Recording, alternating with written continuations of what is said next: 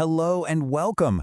I'm a hotel AI expert, and I'm very pleased to welcome all of you, the students of Europe Hotel School, to your online learning journey.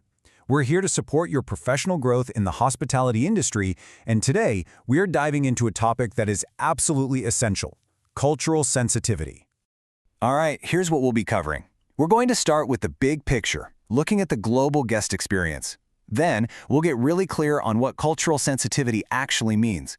From there, we'll get into the practical side of things with cross-cultural communication, put empathy into action, and finally, tie it all together to see how these skills become the true hallmarks of great hospitality. So first things first, let's set the stage. You see, the modern hotel isn't just a building, it's a global crossroads. And understanding this is really the first step to succeeding in it.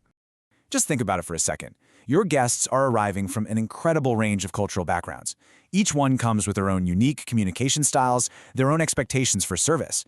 This amazing diversity means that understanding different cultures isn't just a nice-to-have skill anymore. It's an absolute core requirement for providing the kind of exceptional service that truly defines our industry. Okay, so keeping that global context in mind, let's define our key concept. It's really important that we all have a very precise, shared understanding of what we mean when we talk about cultural sensitivity.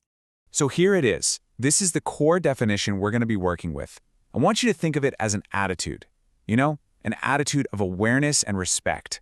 It's that ability to recognize and genuinely value the differences you're going to see every single day, whether you're at the front desk or in the restaurant. And let's be really clear about this. This is not about memorizing a textbook of facts about every country on Earth. That's impossible, right? No, this is all about your professional mindset. It's an attitude of curiosity, a posture of respect, and just as important, the flexibility to adapt your approach to make every single guest feel truly welcome. So we've talked about the mindset.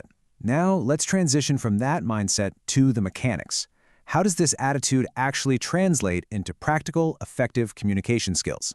Now, this is fascinating. This breaks down the two main communication styles you're going to encounter.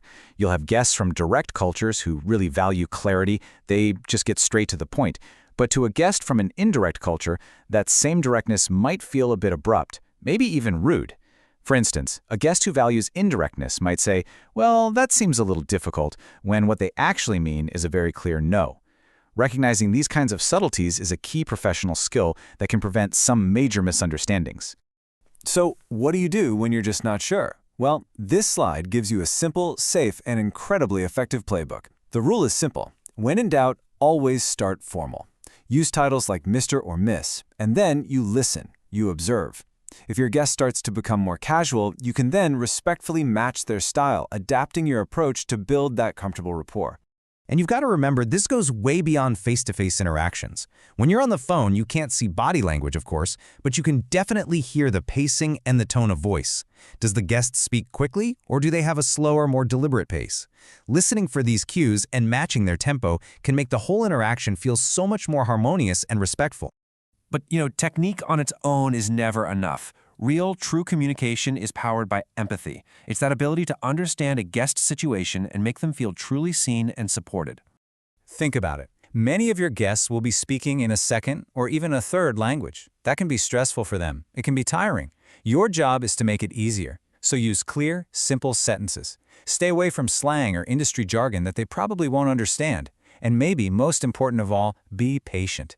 Offer to repeat things. And always, always confirm that they've understood the key information, like a room number or a reservation time. And this brings us to what I'd call a golden rule of hospitality. You should use your cultural knowledge as a compass, not a map.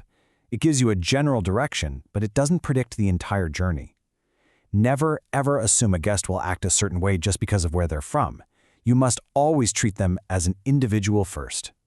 All right, let's bring all these skills together and connect them to the bigger picture. Because this isn't just about one single interaction. This is about the success of your team, your hotel, and really, your entire career. As you can see here, the impact is huge. It's obvious that when you practice cultural sensitivity, guest satisfaction goes up. But look a little deeper. These very same skills build stronger, more cohesive teams inside the hotel. And all of that comes together to build your hotel's reputation as a truly world-class place to stay.